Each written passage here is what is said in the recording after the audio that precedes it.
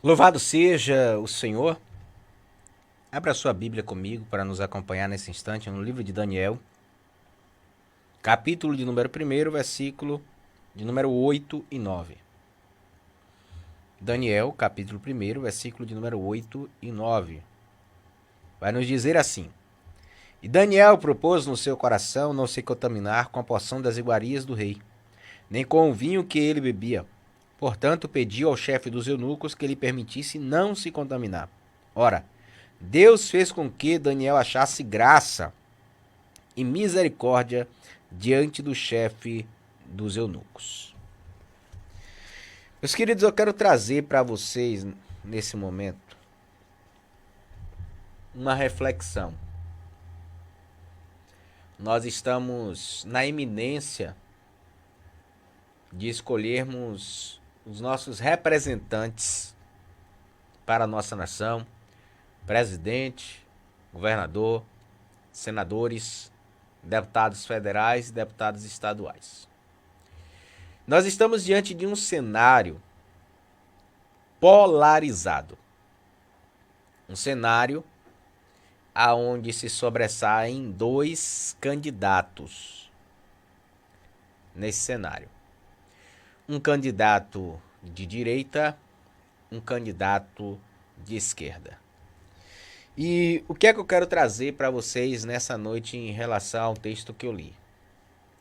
Daniel era um jovem a qual foi levado para Babilônia. Muito jovem. E ali ele chega naquele lugar e ele se encontra em um ambiente hostil, um ambiente totalmente diferente daquilo que ele acreditava, da sua cultura, e ele começa a viver naquele lugar. Só que, como nós vimos o texto, ele fala assim, que Daniel ele propôs no seu coração não se contaminar. Por quê? Quando ele chega ali, é colocado diante dele toda a comida, né, que era servido ao rei. E o que acontece? Ele não comia daquela comida, porque a lei do Senhor não permitia que ele comesse daquilo ali. Então ele diz assim, olha, não vou me contaminar com isso. Ele propôs no seu coração, não vou me contaminar com aquilo que é servido aqui. E a Bíblia diz que Deus fez com que Daniel achasse graça e misericórdia diante do chefe dos eunucos. Ao fazer isso, Daniel, ele começa a se sobressair. Ele começa a aparecer. O rei tem um sonho, ele decifra o sonho e ele é colocado em uma posição de governador. E ele começa a ser perseguido por causa da sua posição. Por quê? Porque Daniel, ele não se deixou contaminar. Ou seja, ele chega em um ambiente hostil, ele chega em um ambiente que é contrário a tudo que ele crê, mas ele não se contamina com aquilo ali. Ele não se deixa levar.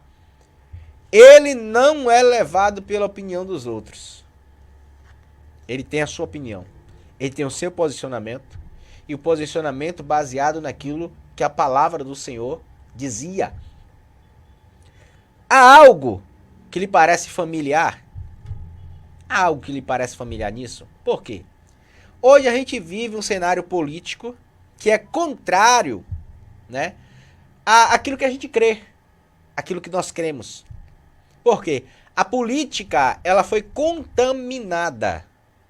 Ela foi contaminada por ideais esquerdistas, ideais comunistas, socialistas. E esses ideais, ele tem destruído a sociedade. Tem destruído. O comunismo, ele quer destruir a sociedade. Ele quer destruir a família, quer destruir a vida, quer destruir os princípios de Deus sobre a sociedade. E homens tentam se levantar no meio disso para tentar mudar o cenário. E nós, como cristãos, nós temos que ajudar.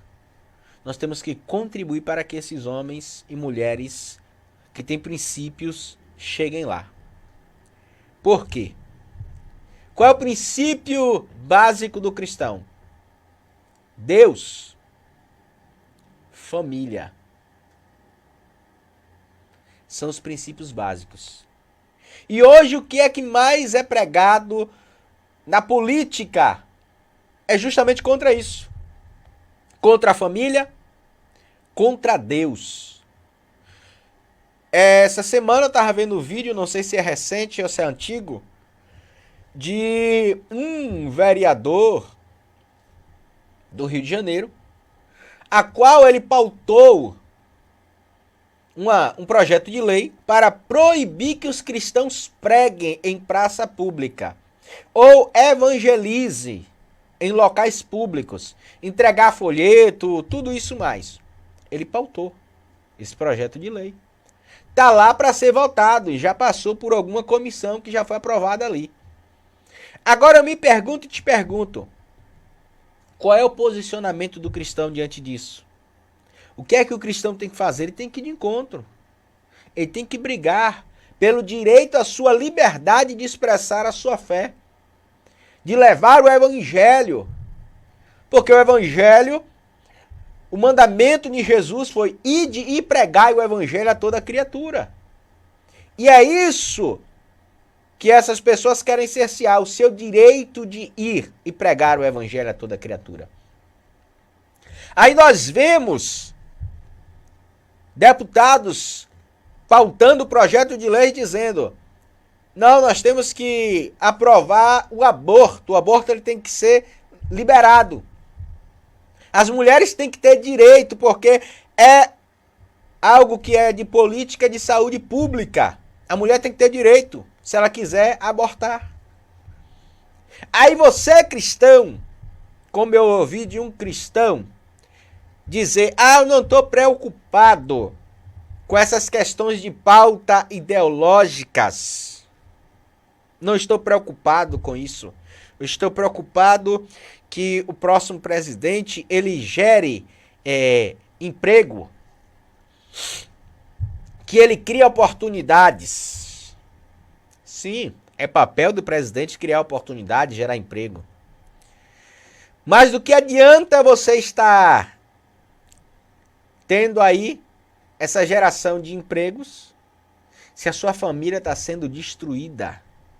Se seus filhos, ao irem para a escola, estão ensinando a ele que é normal ele ter uma vida sexual ativa da maneira que ele quiser. Se é com homem, se é com mulher, se é com os dois. Do que adianta? Que cristianismo você está vivendo? O que é que você está vivendo? O cristianismo não é. É os princípios bíblicos? Não é de jeito nenhum. Que você está preocupado simplesmente com o seu umbigo, achando, porque tem que acontecer isso, porque tem que dar o dinheiro ali ao pobre, aquilo outro. Mas enquanto isso, a tua família, os teus filhos, as crianças do Brasil estão sendo conduzidas por esses caminhos. Que adianta? Que cristianismo é esse que você está vivendo? Não é o de Cristo. De que adianta? Se você está vendo crianças serem abortadas do ventre da sua mãe, porque simplesmente ela teve uma relação, o namorado deixou ela, não quis, porque ela engravidou, e ela diz: não, eu quero abortar. Eu quero tirar. Eu sou totalmente contrário a qualquer tipo de aborto. Porque é vida. Mas a ciência não entrou em um consenso de quando é gerada a vida. Se é com 3 semanas, se é com 12 semanas, se é com 5 meses. Como aconteceu agora de uma jovem, praticamente já próximo de ter a criança, de 7 meses já, e aconteceu o aborto. Teve o aborto dessa criança. Porque supostamente, que não está comprovado, supostamente ela tinha sofrido um estupro. A criança não tem culpa. Ela não tem culpa de ser, se foi, de estuprada. E a criança muito menos. Não tem nada a ver. O corpo é dela, mas o corpo da criança não é. Ele tem seu próprio corpo. Quando é que é gerada a vida a partir da Bíblia? A partir do momento da concepção. Biblicamente, a partir do momento da concepção. Soprou Deus o Espírito no corpo e ele se tornou alma vivente. Pronto. Ponto. Acabou. Biblicamente, na hora do ato, o sêmen entrou em contato com o óvulo, adentrou ali, gerou vida. É uma alma ali. É uma alma. Eu e você que vivemos o evangelho, o cristianismo, nós temos que defender o cristianismo. Nós temos que defender a família. Nós temos que defender a vida. Muitos cristãos eu vejo aí defendendo o candidato de esquerda. Candidato esse que é a favor do aborto, que diz que é política de saúde pública. Candidato esse que é a favor do casamento homoafetivo, quando a Bíblia diz que é abominável a Senhor. Candidato esse que é a favor da legalização das drogas. Drogas que têm destruído famílias, não só pelo consumo, mas também por vidas que são tiradas através do tráfico. De roubos. Roubos que ele defende, ele diz: eu estou cansado de ver um jovem sendo preso ou até mesmo morto, ou sendo espancado porque roubou um celular. Celular que mais tarde ele pode vender para tomar uma cervejinha com seus amigos. Ei, o estado da Flórida hoje sofre. Está sofrendo. Comércio está sendo destruído por causa de uma lei que foi implantada lá. Por causa de pequenos furtos. Você pode entrar no mercado e pegar uma certa quantidade que dê aquele valor. Dê aquele valor ali. Se eu não me engano, acho que é $900. Ele vai lá e pode pegar aquilo ali. E o dono do mercado não pode falar nada. Porque a lei estabelece isso. Ninguém pode dizer nada. E aí uma deputada aqui no Brasil quer instituir a mesma lei. Quer pautar a mesma lei. Para quê? Para instituir os pequenos furtos. Ou seja, alguém pode entrar no supermercado e roubar. Pode entrar lá e carregar aquela quantidade porque não vai ser punido. Aí nós vemos o ministro da Suprema Corte dizer que, que não pode prender um jovem porque ele está com 50 gramas, 100 gramas de maconha, de cocaína, meio quilo. Não, tem que liberar ele. Tem que deixar ele livre. Que sociedade é essa? Que cristianismo você está vivendo se você defende uma categoria dessa? Se você dá o seu voto para um cidadão que defende isso? Se você defende isso, você compactua. Quem vota num cara desse que rouba a nação, está compactuando, você está compactuando com isso aí. O cara que desviou bilhões que custaram vida de muitas pessoas. Quanto foi roubado dinheiro que ia ser colocado na saúde? E hoje nós vimos aí quantos hospitais em que as pessoas entraram e não tinham uma UTI e morreram durante essa pandemia. Morreram. Quantos hospitais que poderiam ter salvado quantas vidas com todo esse dinheiro que havia sido desviado? Aí você quer, como cristão, votar num cara desse. Você quer colocar um deputado que tem o mesmo pensamento que ele, lá na Câmara dos Deputados, seja estadual, federal, senador. Você quer votar num camarada como esse, para que ele volte como o próprio vice dele disse, voltar à cena do crime. Voltar à cena do crime. Aí você quer ajudar o cara a voltar à cena do crime. Como cristão. Tu tá compactuando com o roubo. Compactuando com assassinato de crianças no ventre da mãe. Tá compactuando que crianças sejam e tenham ali a sua infância deturpada, destruída por ideologias.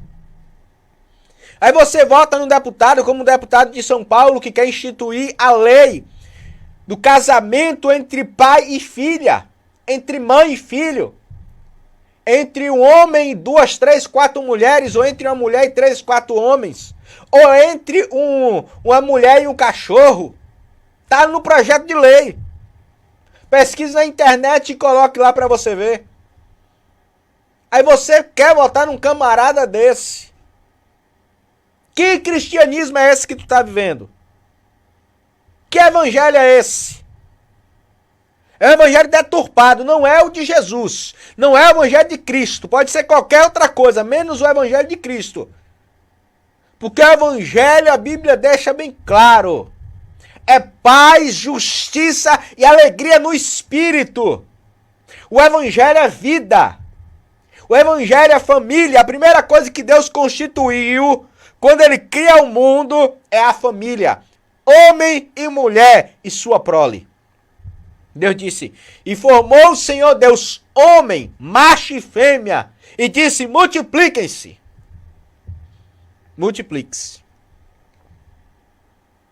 Agora você quer voltar em alguém que defende outra coisa, que não é a família tradicional. Não é. E você acha que você está vivendo o evangelho. Você acha que você está certo. Eu quero que você raciocine nesse momento. Eu quero que você pense. E eu quero te pedir uma coisa. Compartilhe esse vídeo o máximo que você puder. Compartilhe esse vídeo o máximo que você puder. Todos os seus grupos de WhatsApp, no seu Facebook, no seu Instagram, no seu Twitter. Compartilhe esse vídeo o quanto que você puder. Para todo mundo. Eu quero fazer esse pedido para você. Compartilhe esse vídeo com quem você conhece. Compartilhe aí. Com seu amigo petista, com seu amigo esquerdista, com seu amigo comunista. Compartilha ele. Para todo mundo. Se ele é cristão, se ele diz que segue a palavra, compartilhe. E deixa ele analisar, deixa ele pensar. Para ver se esse é o cristianismo que ele está vivendo, é o de Cristo. Ou é o cristianismo dele. É o evangelho dele. Compartilhe. Eu quero deixar esta palavra de reflexão nessa noite. Para você que me ouve. Para você que está aí nos acompanhando pelo YouTube, pelo Facebook, pela Rádio Gospel, pela Rádio Alternativa, pelo site. Eu quero que você compartilhe. Eu quero agradecer você nesse momento. Que Deus em Cristo Jesus esteja abençoando a sua vida de uma forma poderosa. Se você pensava dessa maneira, que você poderia votar em alguém desse jeito, e você mudou de ideia, que Deus abençoe a sua vida. Se você não mudou de ideia, que Deus tenha misericórdia da sua vida e da nossa. Porque você pode ajudar alguém assim a chegar lá. E você pode dizer assim, mas eu não vou votar em ninguém, eu vou anular meu voto. Você está errado. A partir do momento que você quer anular seu voto, você está ajudando outro. Imagine que o candidato de esquerda ele ganhe por um voto. E você não votou em ninguém. Foi seu voto que ajudou ele. Porque você não votou. Então automaticamente, se você desse um voto, alguém de princípio, o outro não ganharia.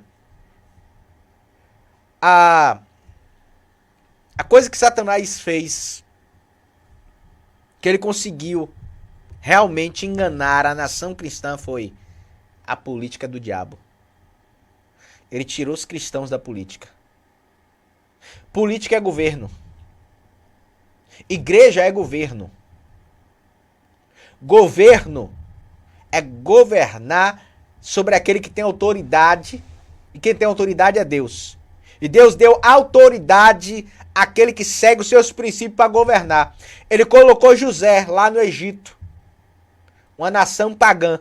Colocou Daniel lá na Babilônia, uma nação pagã, para governar.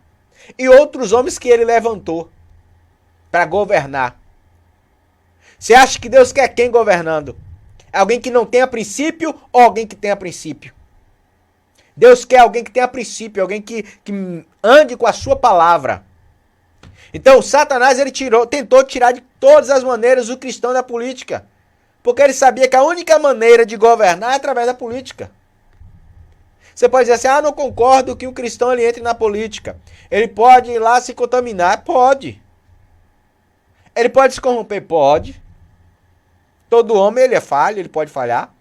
Mas o que é melhor? É você votar em alguém que já é corrompido? Alguém que já está contaminado ou você votar em alguém que tem princípios? É melhor você votar em alguém que tem princípio. Alguém que pode chegar lá e fazer diferença. Mas analise bem quem é que você está votando. Não é simplesmente porque ele disse que é cristão. Não é simplesmente não. Porque ele diz que segue a palavra. Não. Analise a vida dele. Veja como ele andou todo esse tempo. Não é porque ele chegou agora, disse que está na igreja. Não, está na igreja. Tá lá, está andando com Cristo. Não, não é assim não. O que é que ele fazia? O que é que ele fazia? O que é que ele defendia? Muito antes dele entrar na política. Analise, veja o que você vai fazer. Eu quero deixar essa palavra para você. Eu quero deixar que você pense, que você raciocine e você veja bem o que é que você está fazendo com a nação. Seu voto é decisivo. Então pense bem, que Deus abençoe a sua vida de uma forma poderosa.